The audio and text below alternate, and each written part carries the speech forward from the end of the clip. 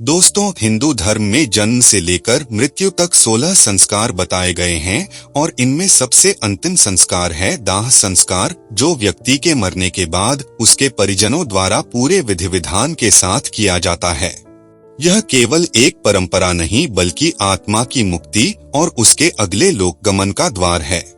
इस संस्कार में अनेक विशेष रस्में होती हैं, जिनका पालन करना शास्त्रों के अनुसार आवश्यक है, क्योंकि इनका संबंध आत्मा की शांति और परिवार के कल्याण से होता है। लेकिन दुख की बात है कि अधिकांश लोगों को इन रीति रिवाजों की सही जानकारी नहीं होती, और यदि होती भी है तो अधूरी। गरुड़ पुराण और अन्य ग्रंथों में बताए गए ये नियम केवल धार्मिक मान्यताएं नहीं, बल्कि इनके पीछे गहन आध्यात्मिक और वैज्ञानिक दोनों ही कारण जुड़े हैं। आजकल लोग इन परंपराओं को अंधविश्वास कहकर टाल देते हैं और उनके पीछे छुपे गूढ़ रहस्यों को जानने का प्रयास भी नहीं करते।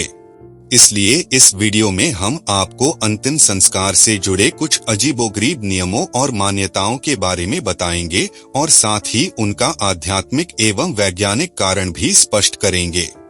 वीडियो शुरू करने से पहले आपसे अनुरोध है कि हमारे चैनल शिव धाम को सब्सक्राइब कर लें और कमेंट बॉक्स में जय श्री राम लिखकर परमात्मा को अपना आभार व्यक्त करें।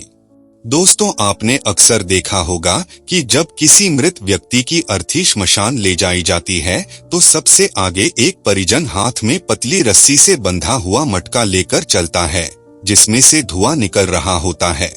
इस मटके का महत्व अत्यंत गहरा है, क्योंकि इसका सीधा संबंध मृतक के विवाह के समय लिए गए अग्नि के फेरे से है। जब कोई व्यक्ति विवाह करता है तो अग्नि को साक्षी मानकर जीवन की शुरुआत करता है, और वही अग्नि पूरे जीवन यज्ञ, पूजन और धार्मिक कार्यों में उपयोग की जाती है। यहाँ तक कि मृत्यु के बाद भी उसी अग्नि का अंश मटके में रखकर श्मशान लाया जाता है और उसी से दाह संस्कार किया जाता है। यह हमें यह संदेश देता है कि जीवन और मृत्यु दोनों अग्नि से ही जुड़े हुए हैं और अग्नि ही साक्षी है मानव जीवन की यात्रा की। अब बात करते हैं कि मुखाग्नि देने से पहले पानी से भरे मटके को गिराकर क्यों तोड़ा जाता है। दाह संस्कार के समय मृतक के पुत्र या निकट संबंधी द्वारा एक घड़ा पानी से भरकर कंधे पर रखकर चिता के चारों ओर परिक्रमा की जाती है। उस घड़े में एक छेद होता है जिससे पानी निरंतर टपकता रहता है। परिक्रमा पूर्ण होने के बाद यह घड़ा जमीन पर पटककर तोड़ दिया जाता है और तभी मुखाग्नि दी जाती है। इसके पीछे धार्मिक और वैज्ञानिक दोनों ही कारण हैं। धार्मिक दृष्टि से यह घड़ा जीवन का प्रतीक है और उसमें गिरता हुआ पानी आयु का प्रतीक। जैसे जैसे पानी टपक टपक कर खत्म हो जाता है, वैसे ही मनुष्य की आयु भी धीरे धीरे समाप्त हो जाती है और अंत में घड़ा टूटकर नष्ट हो जाता है।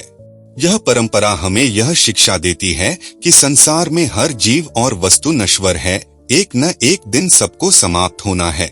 वहीं वैज्ञानिक दृष्टि से यह परिक्रमा जल से भूमि को गीला करने के लिए होती थी, ताकि शव जलने पर अग्नि केवल वहीं सीमित रहे और फैलकर अन्य स्थानों को नुकसान न पहुंचाए। इसके बाद आता है कपाल क्रिया। जब शव चिता पर जल रहा होता है तो मृतक के सिर पर लकड़ी से जोर से प्रहार किया जाता है। यह सुनने में विचित्र लगता है, परंतु इसका महत्व अत्यधिक है। इसे कपाल क्रिया कहते हैं। गरुड़ पुराण के अनुसार यदि शव का कोई अंग अधजला रह जाए तो आत्मा की मुक्ति बाधित हो सकती है और इसका अगला जन्म प्रभावित होता है। विशेषकर खोपड़ी बहुत मजबूत होती है और कई बार पूरी तरह नहीं जलती, इसलिए डंडे से प्रहार करके उसे फोड़ दिया जाता है ताकि वह पूरी तरह जल जाए। शास्त्रों के अनुसार जब ब्रह्मरंध्र खोला जाता है तो आत्मा को स्वर्गलोक का मार्ग प्राप्त होता है। यह क्रिया न केवल धार्मिक दृष्टि से महत्वपूर्ण है बल्कि वैज्ञानिक दृष्टि से भी, क्योंकि अधजली खोपड़ी यदि रह जाए तो वह पर्यावरण प्रदूषण का कारण बन सकती है या जंगली जानवर उसे उठाकर ले जा सकते हैं। अब जानते हैं शव यात्रा में मखाने और सिक्के क्यों फेंके जाते हैं। मखाने को प्रतीकात्मक रूप से उपयोग किया जाता है, क्योंकि मखाना बाहर से फूला हुआ होता है लेकिन दबाव पड़ने पर सिकुड़ जाता है। इसी तरह मनुष्य भी जीवन में घमंड से भर जाता है, लेकिन मृत्यु के बाद वह एक निर्जीव देह बनकर रह जाता है। यह शिक्षा समाज को दिखाती है कि घमंड कभी नहीं करना चाहिए। वहीं सिक्के फेंकने का अर्थ है कि जीवन भर धन के पीछे भागने वाला व्यक्ति मृत्यु के बाद अपने चारों ओर पड़े सैकड़ों सिक्कों को भी उठा नहीं सकता। यह संदेश हमें वैराग्य और त्याग की ओर प्रेरित करता है। शास्त्रों के अनुसार शव यात्रा देखना भी शुभ माना गया है। मान्यता है कि यदि कोई व्यक्ति शव यात्रा देखे और श्रद्धा से मृतक को प्रणाम करे तो उसके पाप कर्म कम हो जाते हैं और उसे पुण्य की प्राप्ति होती है। यहाँ तक कि मृतक की आत्मा जो अर्थी के साथ चल रही होती है, वह उस व्यक्ति को आशीर्वाद देती है जिसने उसे प्रणाम किया। गरुड़ पुराण में लिखा है कि यदि कोई व्यक्ति किसी मृतक को कंधा देता है तो उसे एक यज्ञ करने के बराबर पुण्य प्राप्त होता है। इसलिए यह परंपराएं केवल रस्में नहीं बल्कि गहन आध्यात्मिक और सामाजिक संदेश देने वाली क्रियाएं हैं। दोस्तों, मृत्यु को अंत नहीं बल्कि एक नई यात्रा की शुरुआत माना गया है। हिंदू धर्म में अंतिम संस्कार की पूरी प्रक्रिया आत्मा को उसकी अगली यात्रा के लिए तैयार करने की विधि है। यही कारण है कि प्रत्येक नियम और परंपरा का अपना आध्यात्मिक और वैज्ञानिक महत्व है। जैसे शास्त्र कहते हैं कि आत्मा अमर है, शरीर केवल एक वस्त्र है जिसे समय पूरा होने पर बदल दिया जाता है। अंतिम संस्कार की विधियों से जीवित लोगों को यह शिक्षा मिलती है कि इस संसार में कुछ भी स्थायी नहीं है, न धन, न मान सम्मान, न ही संबंध। केवल आत्मा शाश्वत है और उसका परमात्मा से मिलन ही जीवन का अंतिम लक्ष्य है। दोस्तों, यह सब हमें यह समझाता है कि हिंदू धर्म की परंपराओं में कोई भी रीति रिवाज व्यर्थ नहीं है। हर रस्म का एक गहरा अर्थ है, आत्मा की मुक्ति, परिवार का कल्याण और समाज को शिक्षा देना। हमें अपनी मान्यताओं को अंधविश्वास समझकर त्यागना नहीं चाहिए बल्कि उनके पीछे छुपे आध्यात्मिक और वैज्ञानिक रहस्यों को समझना चाहिए। यही कारण है कि आज भी ये परंपराएं जीवित हैं और पीढ़ी दर पीढ़ी हमें जीवन और मृत्यु के रहस्यों का बोध कराती हैं।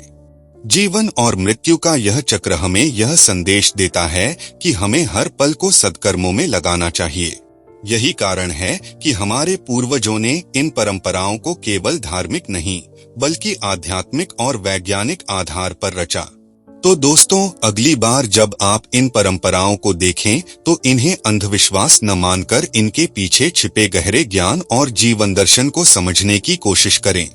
मृत्यु हमें सिखाती है कि जीवन का हर क्षण अनमोल है और इसे धर्म, सत्य और सत्कर्मों में लगाना ही सच्चा मानव जीवन है। और अंत में, यदि यह ज्ञान आपको उपयोगी लगा हो तो इस वीडियो को लाइक करें, अपने परिवार और मित्रों के साथ साझा करें और हमारे चैनल शिव धाम को सब्सक्राइब करें। साथ ही कमेंट बॉक्स में जय श्री राम लिखकर परमात्मा के प्रति अपना आभार व्यक्त करें।